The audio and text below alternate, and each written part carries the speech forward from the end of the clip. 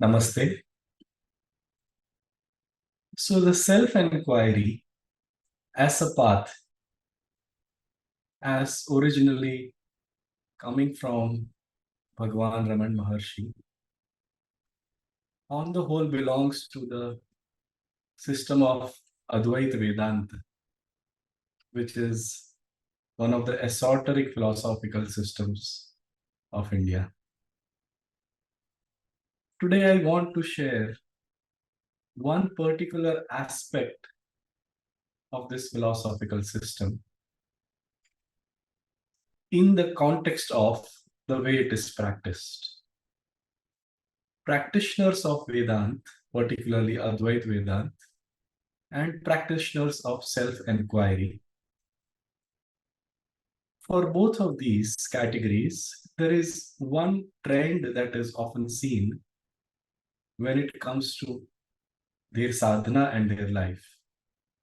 The trend is that these aspirants or these practitioners tend to become spiritualized to a point where they also become ungrounded. What do I mean when I use the word ungrounded? We live on the earth plane. We live in this physical plane, and this physical plane is built with physical things. Our physical body, the money we make, our career, our relationships, the people, all of this is physical as well, while it is vibrational. What happens with a typical Advaitic practitioner is he starts discounting all these aspects of life because somewhere these aspects belong to what is considered the illusion. Now, this particular point needs to be seen really, really deeply. When the world was called an illusion, it was called an illusion only in the sense that it is an illusion the way we see it. It doesn't exist in the way we think it exists. We feel it is substantial. We feel that there is substance to it. We feel that it exists in its own right. In order to counter this point, the world was called an illusion. Brahma Satya Jagat Mithya. So even Adi Shankaracharya very clearly specified, which Bhagwan Raman Maharshi elaborated on, that only when seen as the world doesn't exist.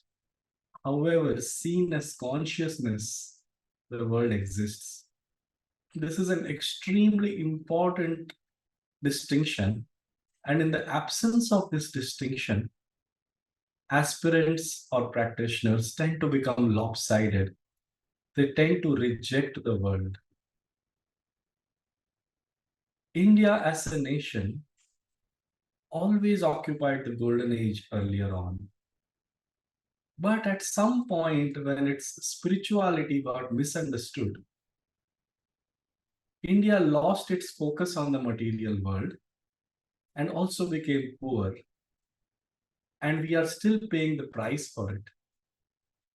The only way to restore it for ourselves in our own lives and also for the country is to correct this paradigm. Seen in itself, the world is an illusion. It doesn't exist the way we think it is. However, seen as consciousness, the world exists because consciousness exists. Consciousness is the only thing that exists. Consciousness, which is the substratum, is precisely what the world substance is made of. So, the other philosophical traditions of India, like Shaivism or Tantra, actually consider the world to exist and worthy of acknowledgement and worthy of celebration. We need to restore this consciousness, otherwise, What continues to happen in an aspirant's life is he keeps suffering because he doesn't consider his body to be important enough.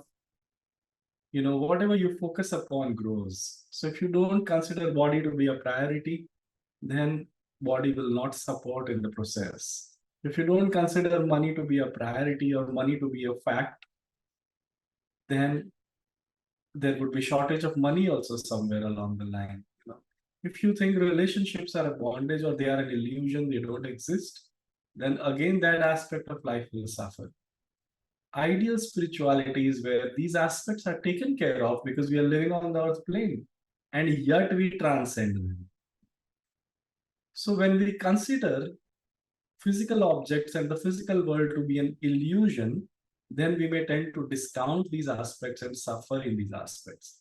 However, if we consider it to be an illusion in the correct sense that it doesn't exist the way it's meant or seem to exist, but it does exist as consciousness itself, as the very substratum, in that case, you once again provide the kind of acknowledgement that you need to provide to these aspects, and your life once again becomes well rounded and full spectrum. Think about it.